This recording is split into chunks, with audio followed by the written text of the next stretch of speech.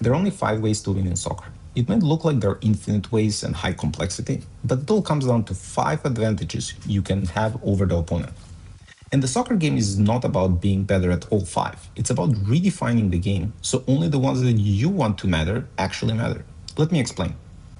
Starting with the simplest advantage, numerical. We all know that if we are in a 2v1 or 3v1 situation, it's much easier than if we are in a 1v1 or especially 1v2 or 1v3 situations.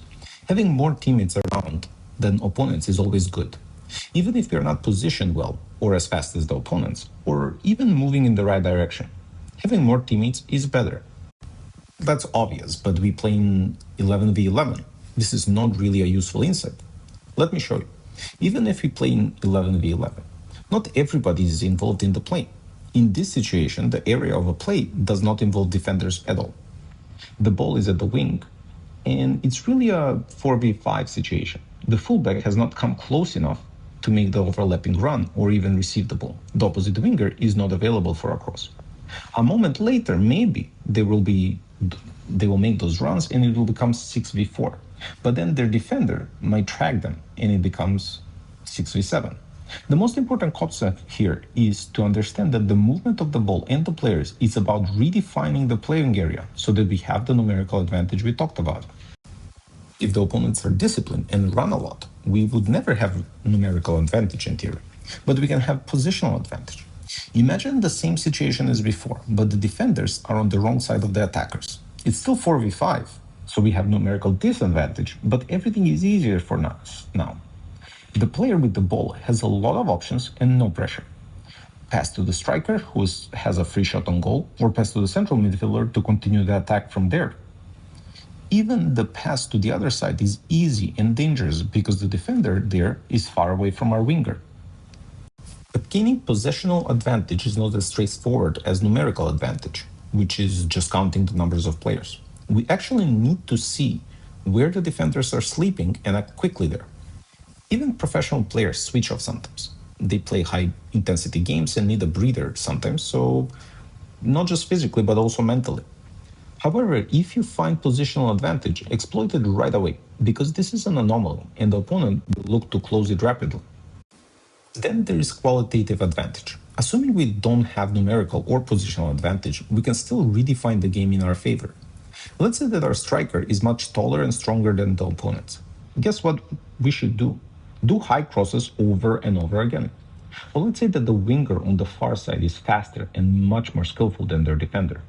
Then we don't need a 2v1 situation or wait for the defender to get into a bad place positionally. Just get the ball to the other side and let them play 1v1. The qualitative advantage is so prevalent and obvious that the entire teams are built around that. Argentina won the World Cup because Messi's qualitative advantage, and their entire strategy revolved around that. Get the ball to Messi, he will create something. If he gets outnumbered by the opponents, he will get the ball in an area where you have numerical advantage. You see, the best teams try to create these advantages and build one on top of the other. Sometimes you have the qualitative, sometimes you have the numerical.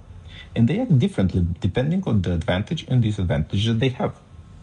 The fourth advantage is dynamic. The other 3 advantages were easily explained by a photo. Dynamic is more like a movie. Let's take the winger on the opposite side. He's not faster, more skillful, or better positioned than the fullback. But if he started his run already and the fullback is static, then the winger will get to the penalty box faster than the opponent. This is not an opinion, this is a fact. We don't have numerical, positional, or even qualitative advantage, but we have a dynamic advantage where the player has the better momentum than the opponent. If dynamic advantage is too esoteric for you, let me show you the simplest place where it shows up. The 1-2 movement is nothing but a dynamic advantage. The defender is running one way, the attacker is passing sideways and running the opposite way. The attacker is not faster, just having the right momentum against the defender here. The last advantage is the team cohesion. You can balance all the advantages and the disadvantages individually, but you can cover for each other, and you can take advantage of having the advantages for each other. You might have a fast team, but not every player is faster than every other player in the league. One game, you can take advantage of your fast attackers, but at the same time, maybe your center backs are slower than most of the strikers. So if your defensive line might need to drop deep for this game, or you might need to adjust for the fact that your team is shorter and can defend set pieces well. That means that positionally and dynamically, they have to be better than the opponents, but also maybe drop an extra player to outnumber them. They must be on the right side, initiating the contact at the right time, and even dynamically, they might be creating an offside trap. There really are not 1,000 or million ways to win in soccer. There are only 5 ways, and the smart players and teams figure out which one they will try to win the game with. Be intentional, be analytical, and work together as a team. Get your team on the same page, then go and win.